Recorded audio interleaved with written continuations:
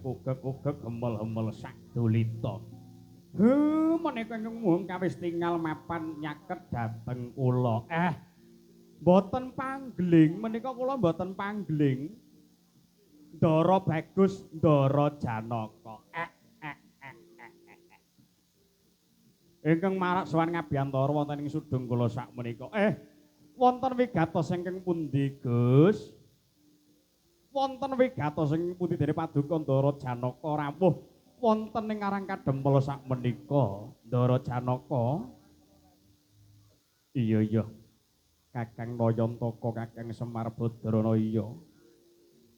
Waleh-waleh apa nggonku teka ning Karang Kadempel ing dina samengko. Iya mung bakal nanjihake perkara kang wigati kelawan jeneng sira Kakang Semar Badrana iya. Badhe nanjihaken bab ingkang wigatos. Lho nggih. Pukulonisma iya. Wonten bab wigatos ingkang pundi, Gus?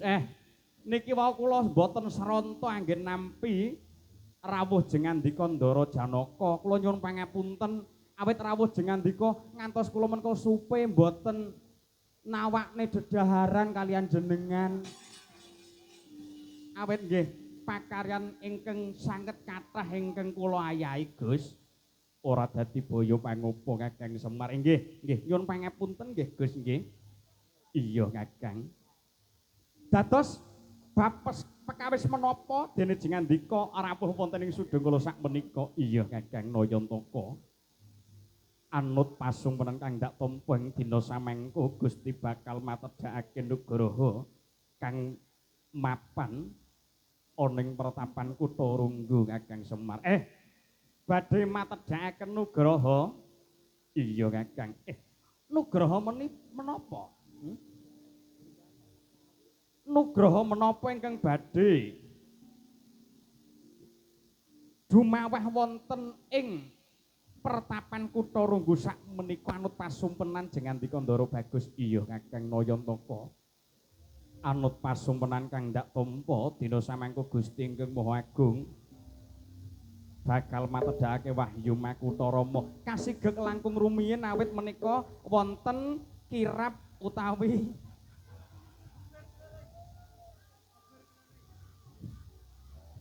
kadang-kadang umat muslim ingkang sami ngawontenaken takbir keliling Allahu Akbar Allahu Akbar Allahu Akbar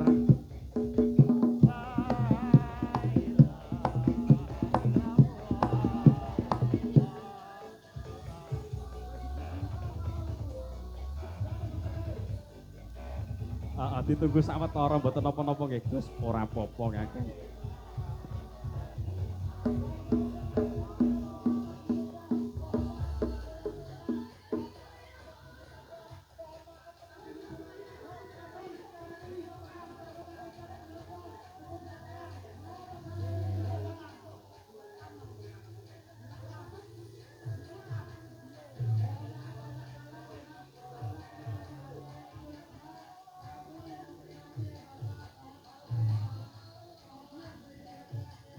Oke, tidak apa-apa, lanjutkan.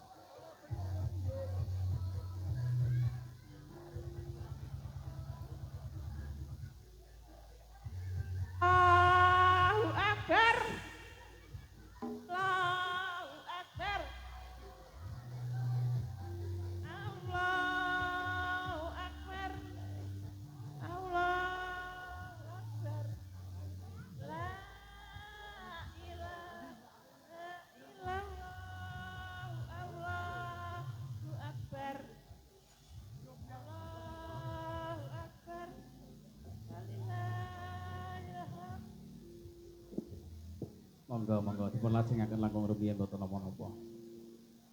Sampun. Pun lewat. Sing lewat ki apa to, Reng? Iki mong sing lewati takbir keliling. Oh, jan ngepasi malam takbir. Iki kok aku sesuk ya arep korban. Korban apa? Korban sapi ning tak gawe sing minimalis apa? Masako. Masako rasa sapi kan padha wae.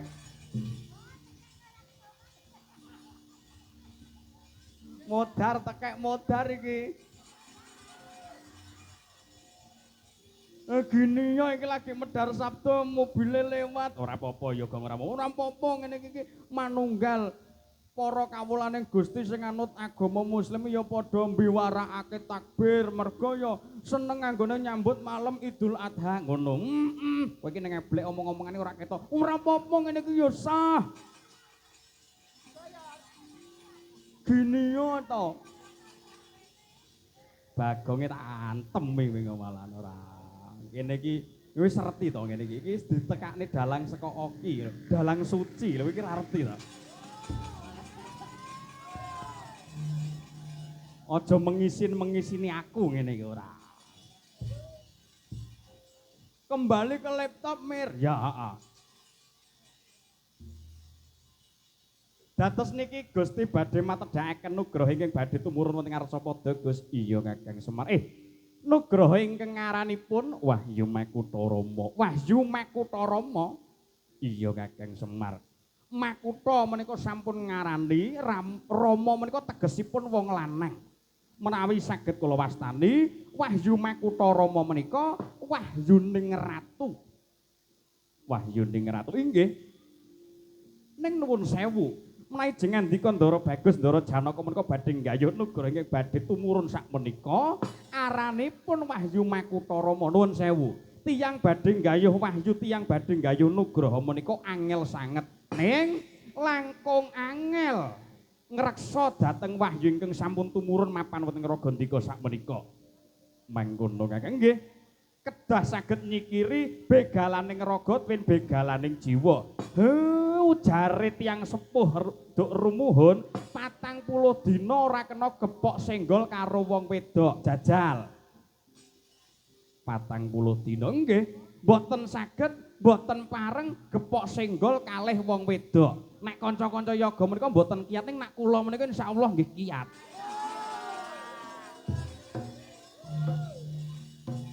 mangkono kakang nggih niku contone sing ngendang loro karone kuwi lho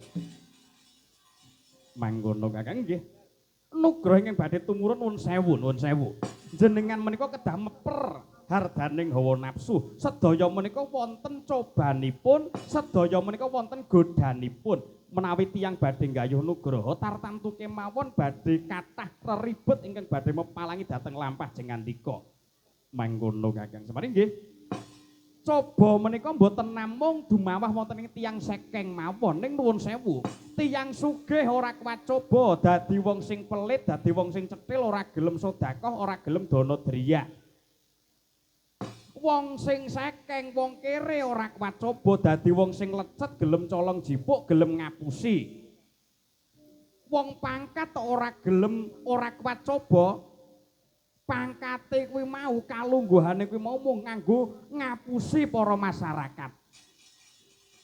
Ning benten kalih kula, jenengan ngertos kula menika dados lurah wonten ing Karangkadempel. Parapan kula menika lurah Usrok sakmenika. Kula ngembangke SDM ingkang mapan wonten ing Sudeng kula sakmenika wonten ing desa kula sakmenika. Nyatane napa ta napa nggih sarwa larang, karet ya regane larang. Lho niku. Awit kula menika ngrumaosi bilih kalenggahan mboten ngantos aja ngasih kalenggahan kok mung didadekke kinarya gada. Dumeh duwe pangkat, duwe jabatan kok sewiyah-wiyah karo para kawula cilik niku nak kula mboten.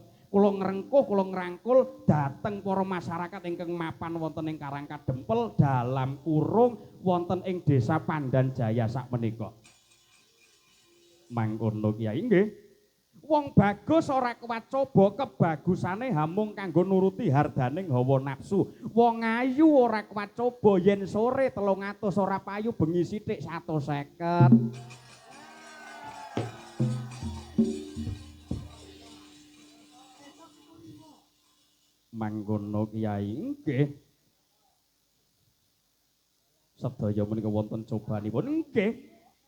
Penabuh yoga niku nak mboten kuat godha niku namung njaluki nomor WA-ne sinden.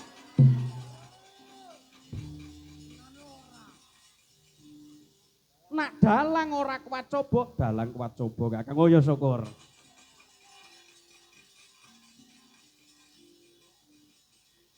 Namung diri pribadi ingkang saged memper hardaning hawa nafsu sakmenika mula kula badhe jumurung dhateng sedya jengandika menawi badhe nggayuh nugraha ingkang badhe dipun tedhakaken Gusti ingkang mapan wonten ngarsapada sakmenika. Monggo kula dherekaken lampah jengandika Ndara Janaka.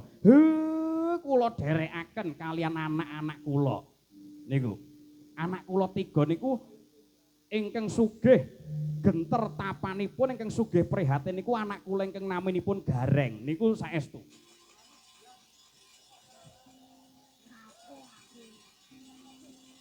Sakmene akeh anak sing dipilih ki mung Gareng lho Dan. Niku awet anak kula Gareng niku nggedhekaken raos syukur dumateng purbaning Gusti ingkang Maha Agung. Anak kula Gareng niku saben-saben pendak duwe gawe, saben-saben pendak duwe gawe mesti gantung gong. Mula iki mau lakone tukang gong dipisui wong ning dalan iki mau ya kelakon. Iki tenanan Kakang Semar. Nggih mboten banyol iki saestu. Ndak jaluk jeneng jero Kakang Semar ngombiongi marang laku anggone bakal nggayuh nugraha wahyu mekutara. Monggo kula dherekaken. Muga-muga sembada ing karya ingkang dados jangka jengandika, sembada ingkang sinedya basuki ingkang kaeksi. Monggo kula dherekaken ayuh mlaku lon-lonan tumuju ana ing pertapan Kutha Runggu saperlu bakal nggayuh Nugraha Wahyu Makutha Rama Kyai Semar miyat langening kalah nyuwana gelar pandam moncar dina ler kakonang surem sorotetan padang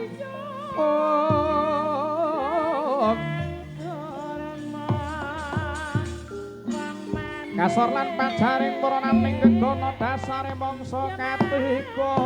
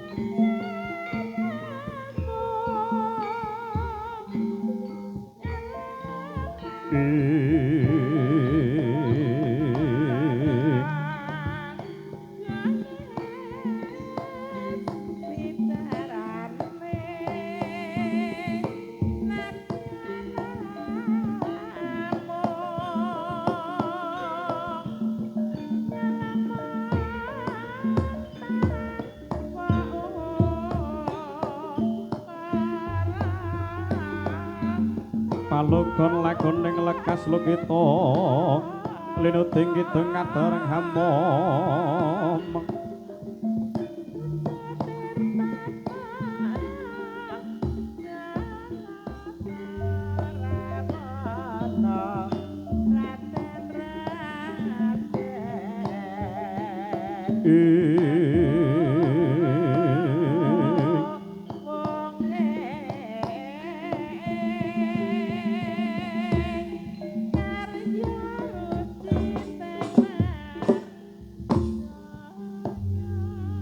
nenggih ingkang hanggarengane para waning carita menika tawarnanira ing pertapan Candramanik nyata ing ngriku pasramaning Pendhita Tilas Narendra ing negari Singgelapura ing samangke wus lukan busana keprabon ngrasuk busana kabrahmanan kanthi apa para begawan Kuntawi Bisana nalika samono nedeng pinarak ing bali pecabaan mila datan wonten canterik mengayu ingkang seba sowan ngabiyantara asta wis tumumpang ing pundhak kocap sang wiku wis manjing ing alam layap liyep ing ngaluyup ing cipta arsa ngedalaken kadang catur pekawis nenggih sang kala dahana kala bantala kala ranu twin kala maruta sigra-sigra kang kadang catur samya miyos saking angganing sang Begawan Kunta Wibisana.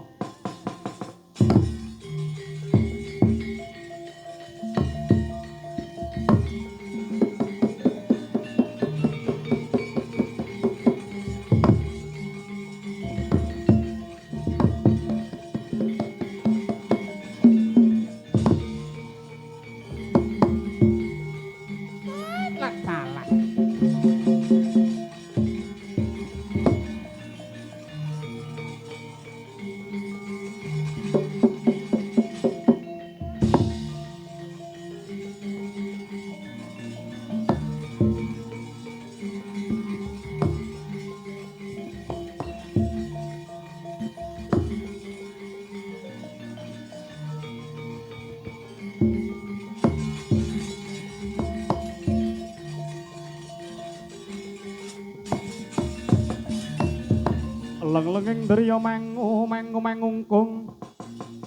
mangungkung kanduhan limar lir lena tanpa gandhen yen tan tulusa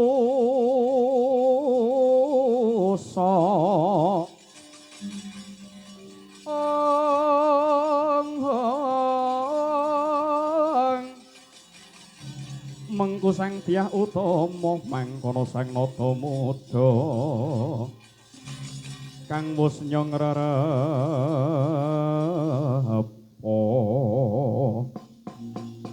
ing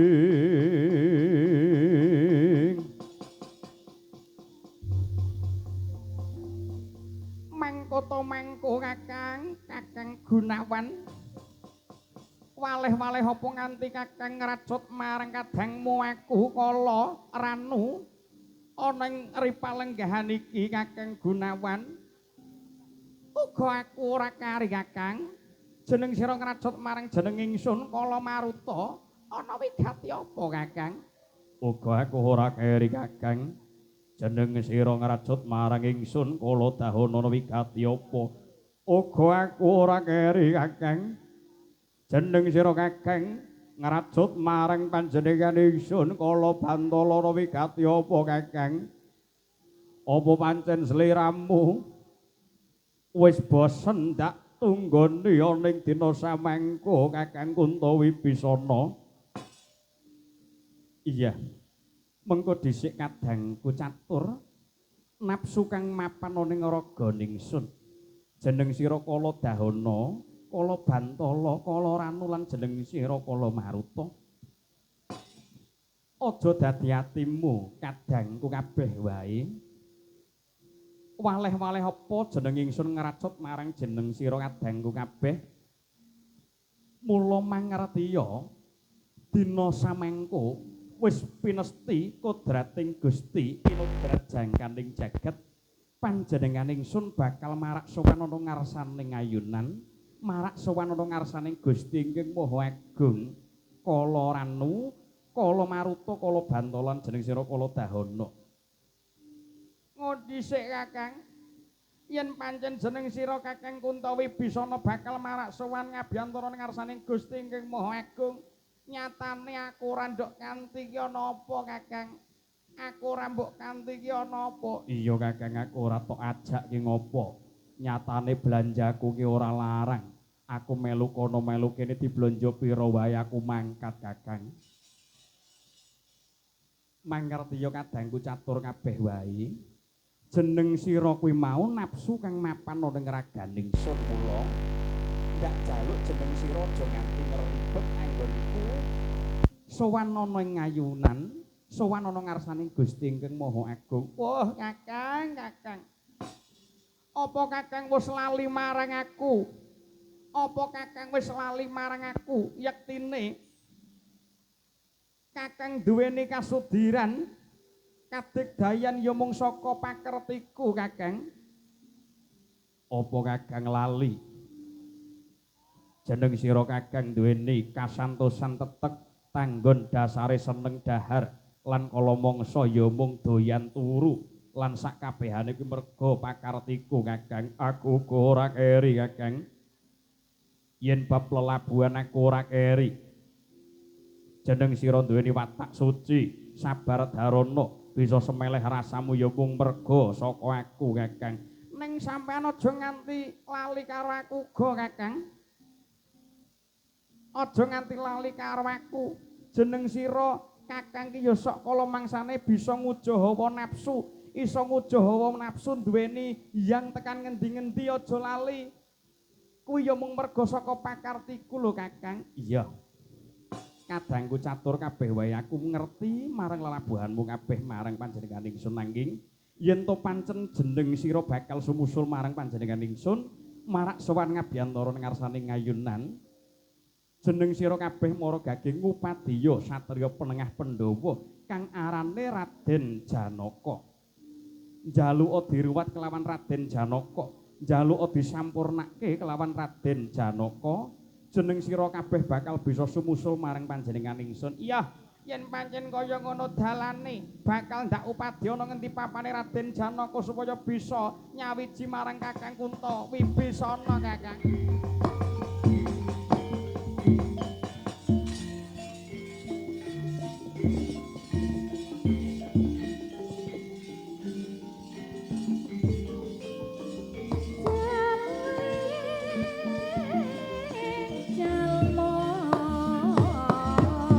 Kandhane kang sekar gadung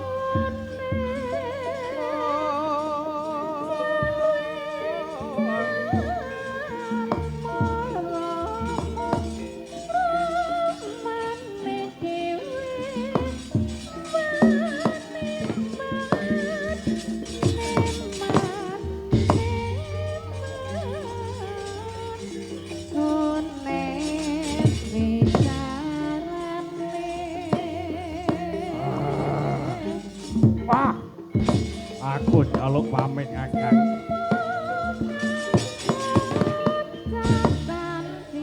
Aku njaluk pamit Kakang.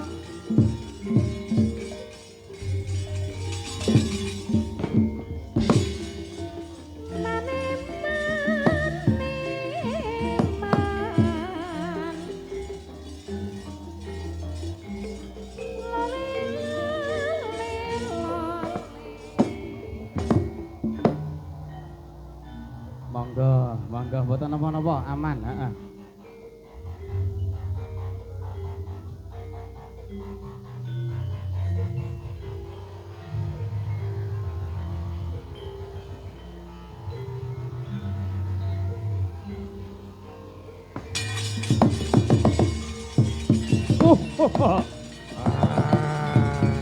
Oh, Yayi, Yayi. Wah. Wah. Wah.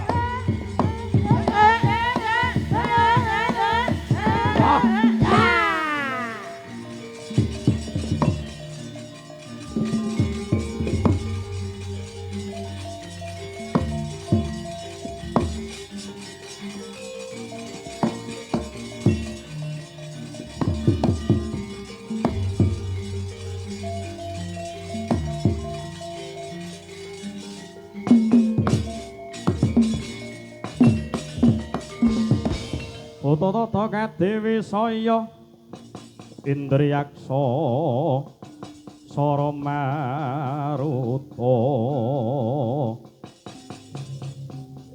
Pawana Bana Margana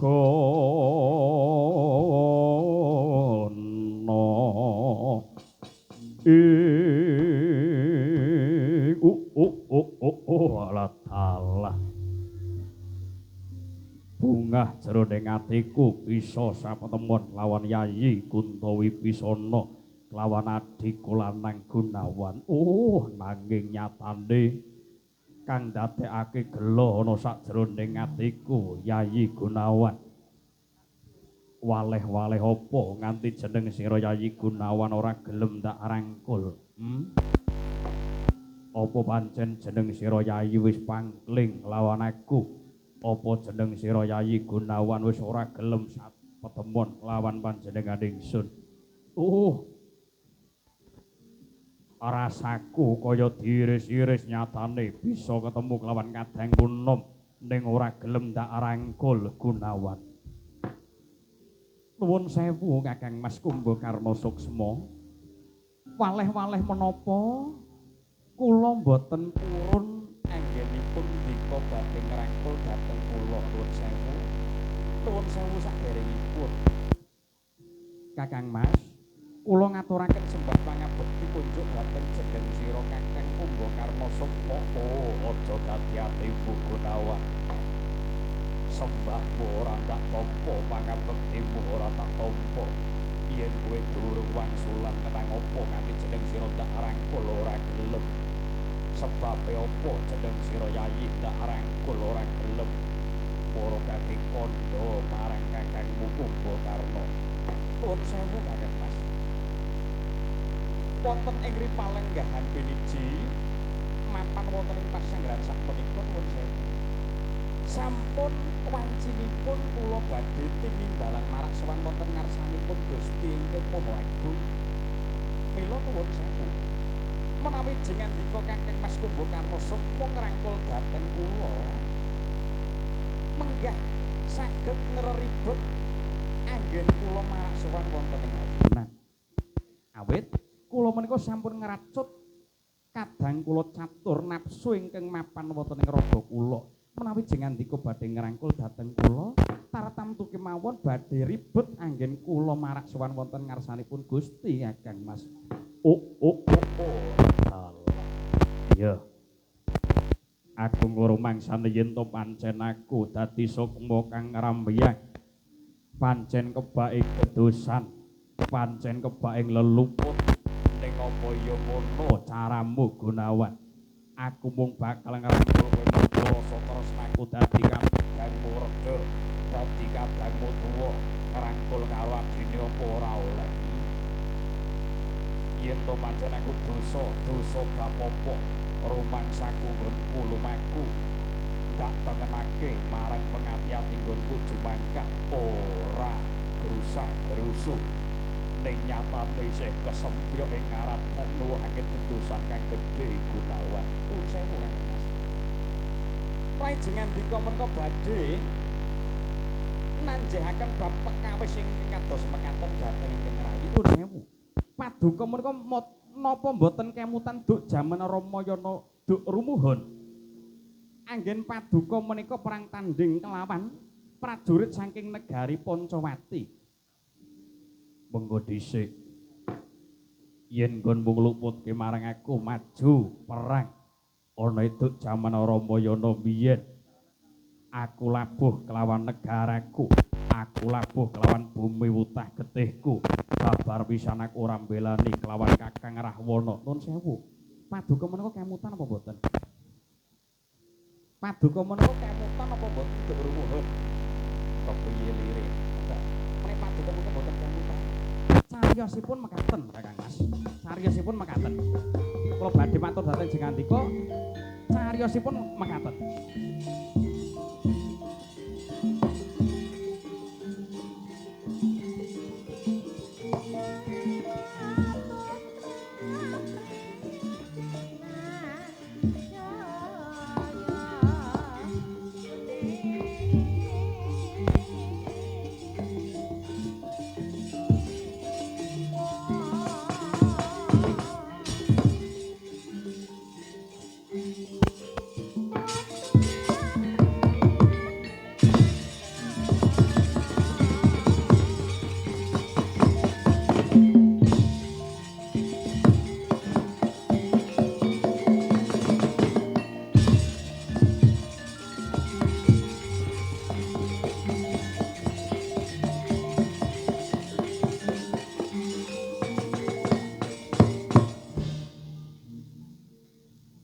Ganding pekliran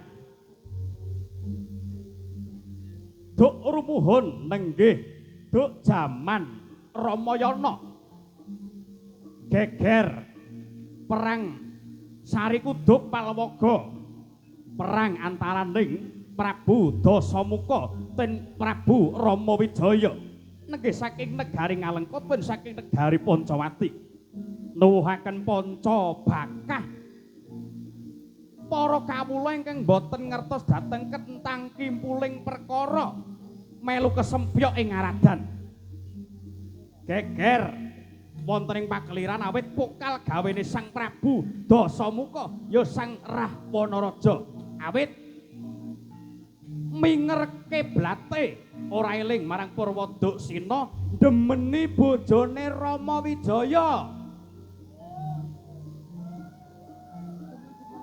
Yen to jaman saiki digenahke demenan karo bojone wong. Para prajurit ingkang samiya andon yuda geger gedhen ana ing negara Ngalengka Diraja lumawan perang tanding para prajurit ingkang samiya peperangan.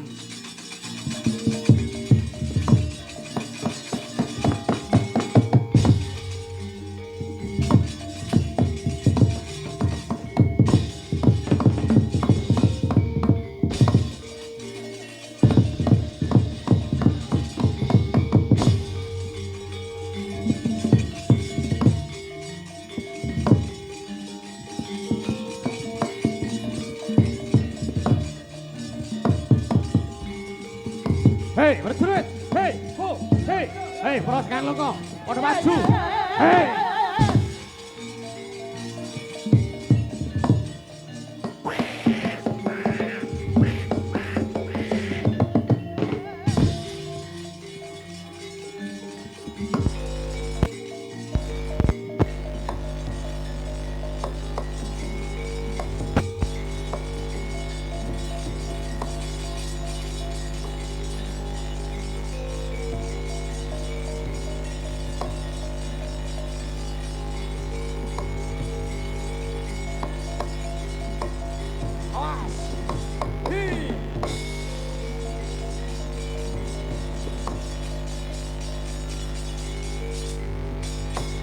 Ayo, prajurit Pancawati kon mundur. Aja to pajotake anggone bakal gempur negara Ngalengka. Ayo, rungokno bobrokmu. Meleo matamu. Prajurit Pancawati ora bakal mundur jangka. Parak tanding karo Senggobraja. Lakon kendarat ilang nyawamu. Maju wong karsana mak tanding. Oh! Oh! Ah!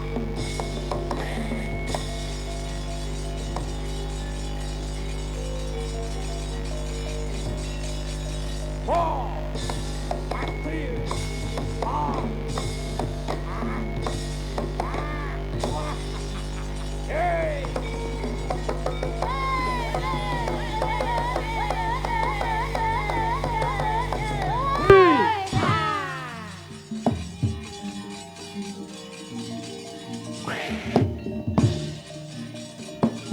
Ah! Wah, parah!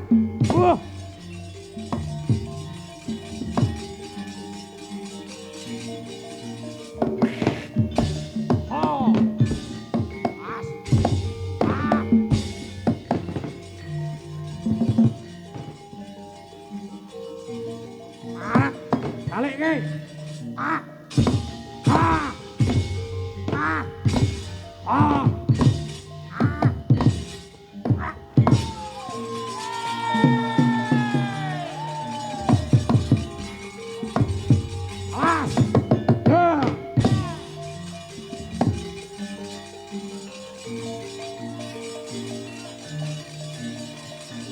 Ho. Yo. Parak. Ho.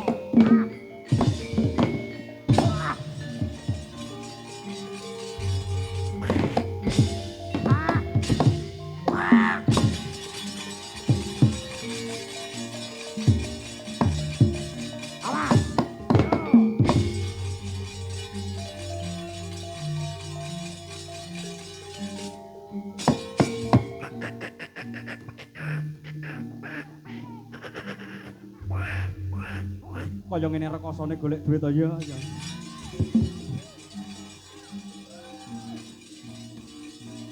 Iki nek aku ora dipeseni karo Pak Kadir, gah aku asli ngene iki.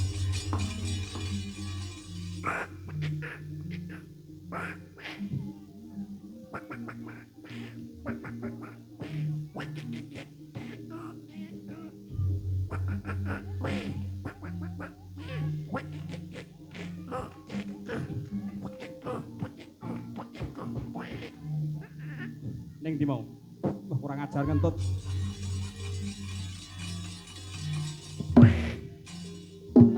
Oh, he.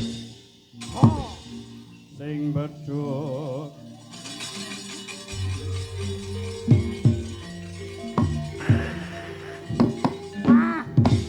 Hey, oh,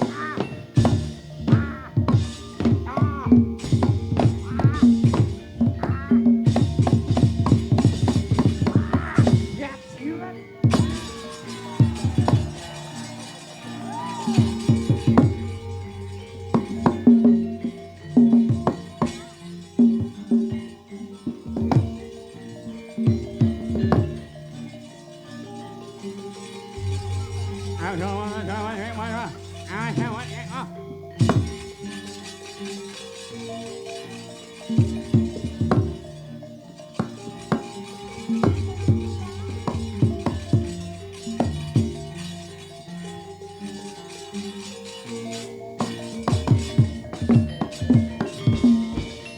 Ngang mononominal.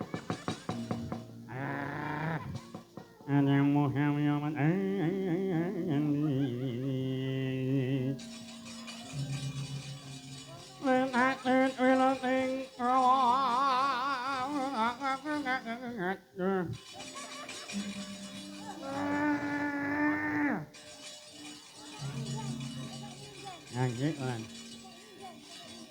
Anh không mang ngôi danh đi bị chẳng hàng ai mình nhé mà tình nhau mà nàng đi ông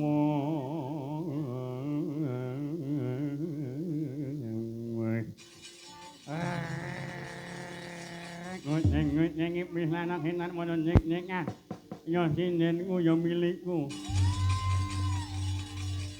mà như nên mòn nhau mà nhiều là mình ngàn nó lại cái ta an tâm nhà xe quỳ ngồi lại an tâm nhà xe hả mày thấy không ông định ra con đeo tham muốn người gì này nó meninju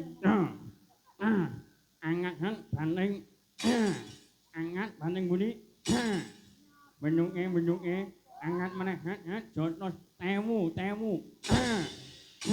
tidak menengi almarhum yakin quay ngomong aku nanti anak quay kamu opo apa nyew jajal tak buka kene sapa jenengmu oh masalah ning kene iki kowe nunggu tak anem ndahmu monggo kowe aja kasar to iki ana basane aja kok terus ngomong endas ngono kuwi ora entuk aku mutno buta kaya aku tureti karo basa Jawa yen endas apa yen endas kuwi iki jenenge mustaka oh mustaka iya jenenge mustaka yen iki lambe jenenge tutuk oh tunuk jenenge tutuk lah tunuk tutuk oh alah ketutupan irung kuwi mau to lambe jenengane tunuk aku ngerti aku nyanyi ini itil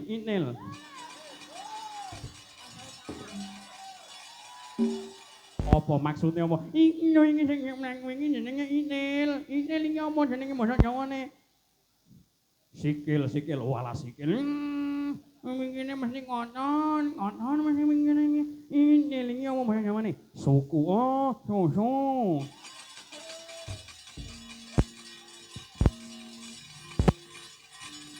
Amane menang aku. Ayo mulai maju bareng ati. Wah, lakon anem lek ning atiku. Tok tok. Nah.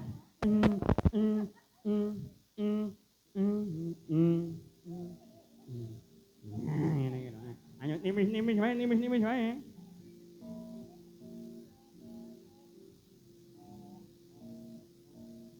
Nah, ngono. Nah, ngene. Yemen. Hinau ni nang ngene iki barang-barang yo iki hinau ni nian. Iso ae. Ya.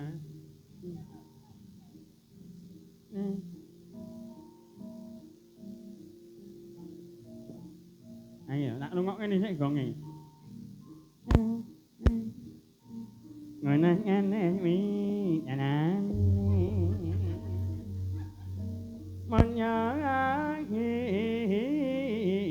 lo namane niwi. Manyahi lo nyani nakane nangri utama.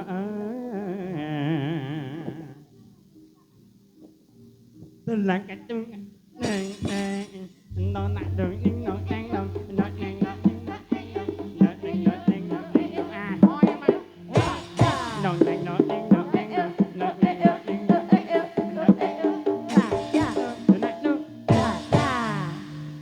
Ngendang anak nabi.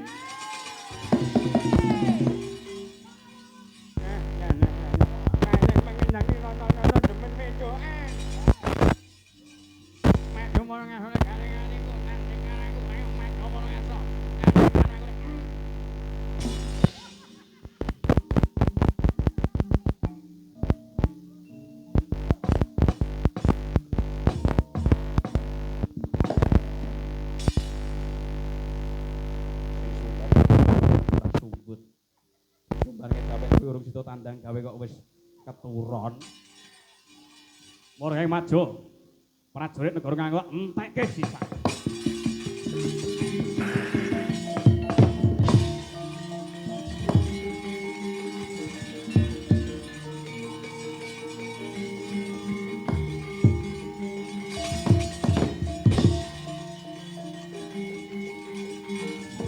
Pikat manuk